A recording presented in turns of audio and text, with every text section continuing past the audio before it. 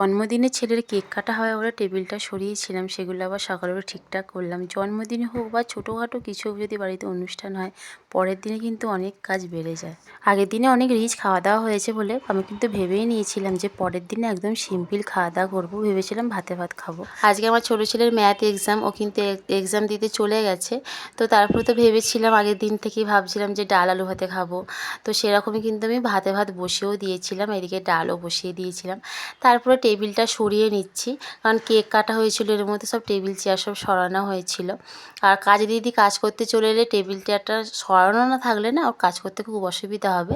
তো সেই জন্য আমি টেবিল চেয়ারটা সরাচ্ছিলাম, তখনই মাথার মধ্যে ঘুরছিল যে সে আবার আলু ছাড়াও মাখো, আর আলুটা মাখতে হলে ভালো করেই মাখতে হবে, পেঁয়াজ ভাজাটা সব কিছু দিয়ে।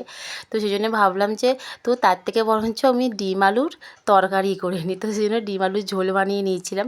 ওখান থেকে কিছু আলু নিয়ে অনেকটা করে পেঁয়াজ দিয়ে আলুটা মেখেছিলাম, শসা কেটে নিয়েছিলাম, আর মুড়ি দিয়ে কিন্তু ওটাই আমরা ব্রেকফাস্ট করে নিয়েছি। আর চানাচুর আমার সাধারণত বাড়িতে থাকে না, হাজব্যান্ড আবার চানাচুর কিনে নিয়ে এলো। চানাচুর, শসা, আলু সেদ্ধ, মুড়ি বেশ ভালোই খেয়েছি। আর মানটিকে এখন আমরা আনতে যাচ্ছি, কিছু কাজ আছে সেই কাজটা করব, করে মানটিকে একদম নিয়ে নেব। আর আমাদের এখানে ঠাকুরও তৈরি হচ্ছে, মা দুর্গা এবার আসছে বলে। আর তারপরে বাড়ি এসেছিলাম, বাড়িতে এসে অনেক কিছুই কাজ ছিল, ছেলেদেরকে চান টান সব করিয়ে আমি আবার দোকানে গেছিলাম। দোকানে কিছু কাজ ছিল, বাবানদের কম্পিউটারে অনেক কিছু পেপার প্রিন্ট আউট করা ছিল, সেগুলো সব বের করেছি। তারপরে আবার বাড়ি চলে এসেছি, এসে একটু গরম গরম পাঁপড় ভেজে নিলাম ভাত দিয়ে খাবো বলে।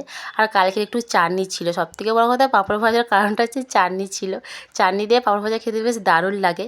আবার আমার ছেলেরা লুডো কিনে নিয়ে এসেছে পরীক্ষার সময়তে। দুপুরবেলা খুব বায়না লুডো খেলতেই হবে, সেজন্য দুপুরে একটু লুডো খেললাম। দেখা হচ্ছে পরের ভিডিওতে।